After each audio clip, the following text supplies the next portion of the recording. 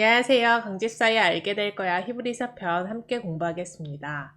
히브리서 8장 3절, 8장 4절. 대제사장마다 제물과 제사드림을 위하여 세운 자니 그러므로 그도 무엇인가 드릴 것이 있어야 할지니라. 4절.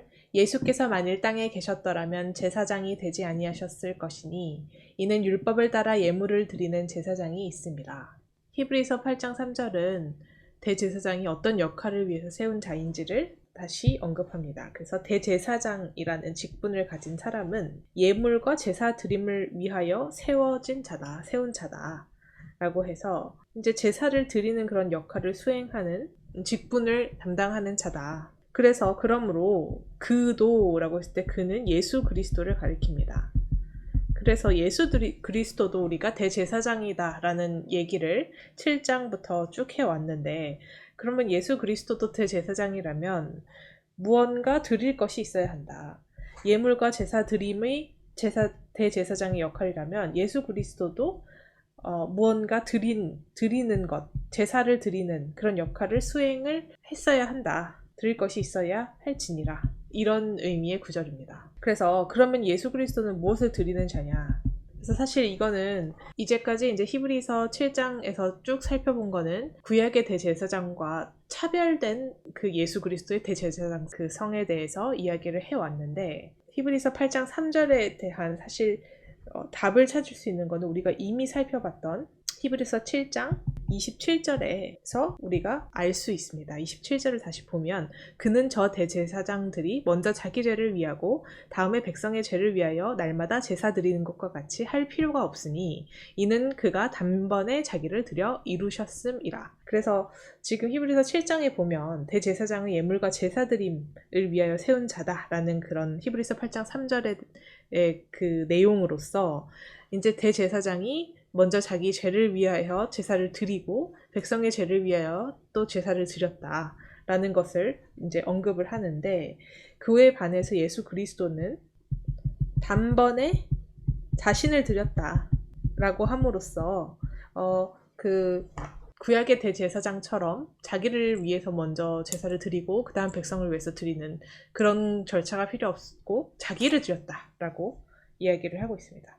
그래서 이제 지금 히브리서 8장 3절에서 대제사장의 기능으로서 이제 예물과 제사 드림을 했다라고 하면 예수 그리스도는 무엇인가 드릴 것이 있어야 한다라고 했을 때 그 무엇은 결국은 자신을 드리셨다라는 이야기입니다. 그래서 우리가 히브리서 8장 3절에서 알 수 있는 것은 이제 8장 뒤에서 더 얘기가 될 수 있는데, 이제 구약의 대제사장, 땅에 있는 구약의 대제사장의 그 제도와는 차원이 다르다. 하나님과 옆에서 우리가 저번 시간에 살펴봤듯이 바로 옆에 앉아있기 때문에 소통이 용이하고 바로 소통할 수 있는 그러한 분이다. 그리고 하늘의 장막, 참 장막에 계신 분이다 라고 지금 우리가 8장 1절 2절에서 살펴봤듯이 지금 예수 그리스도는 단번에 자기를 드리셨고 그래서 단번에 하늘의 그 성소에 들어가셨다. 그래서 결국 뒤에서 살펴볼 것처럼 더 좋은 언약의 중보자다.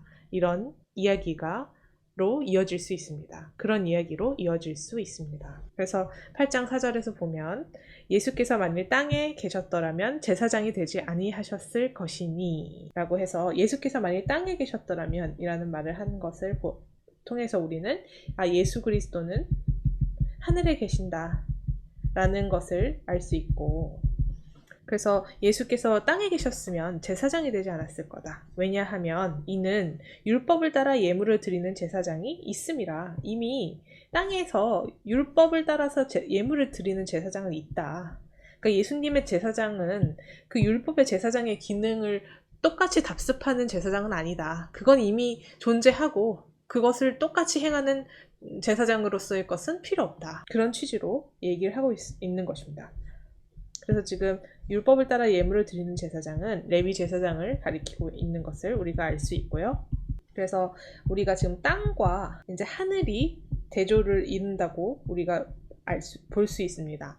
그래서 땅은 율법이 지배하고 하늘은 율법의 지배를 벗어난 곳이고, 그래서 율법이 지배하고 여기는 레위 제사장이 율법을 따라서 이제 예물을 드리는 것이고 하늘에는 예수 그리스도가 계신 것이다.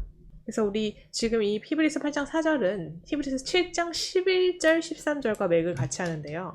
한번 살펴보면 7장 11절 레위 계통의 제사 직분으로 말미암아 온전함을 얻을 수 있었으면 백성이 그 아래에서 율법을 받았으니 어찌하여 아론의 반차를 따르지 않고 멜기세덱의 반차를 따르는 다른 한 제사장을 세울 필요가 있느냐. 12절 제사 직분이 바꾸어졌은즉 율법도 반드시 바꾸어지리니 13절 이거는 한 사람도 제단 일을 받들지 않는 다른 지파에 속한 자를 가리켜 말한 것이다. 그래서 여기 히브리서 7장 12절에서 제사 직분이 바꿔졌은즉 율법도 반드시 바꿔질 거다라고 했을 때 이 율법이 반드시 바꿔진다라는 것이 예수 그리스도가 하늘에 가셨다를 의미한다라고 볼 수 있습니다. 그래서 율법은 땅에서 지배를 받는 것이 우리가 율법에 따르는 레위 제사장 직분이었다고 하면 그래서 3절처럼 예물과 제사 드림을 위하여서 존재했다고 하면 이제는 하늘에 계신 예수 그리스도는 율법의 지배를 받지 않는다. 다른 말로 하면은 율법이 바꾸어진 것이다. 그러니까 그거는 히브리서 7장 12절의 표현입니다. 그래서 우리가 지금 히브리서 이제 3장 4절을 통해서 봤을 때 이제 땅에 있는 대제사장과는 다르다. 라고 해서 이제 히브리서 7장과 조금 다른 점이 있다면 8장에서는 그런 위치로서 지리적인 위치, 땅과 하늘로서 대조를 이루는 것이 추가됐다고 볼 수 있습니다. 그래서 이제 율법을 다루는 옛 대제사장 제도, 구약의 대제사장 제도는 땅에서 이루어진 것이고 예수 그리스도의 대제사장성은 천상, 하늘에서 이루어진 것이다. 그래서 율법이 지배하는 그런 장소가 아니다. 라는 측면을 우리가 알 수 있습니다.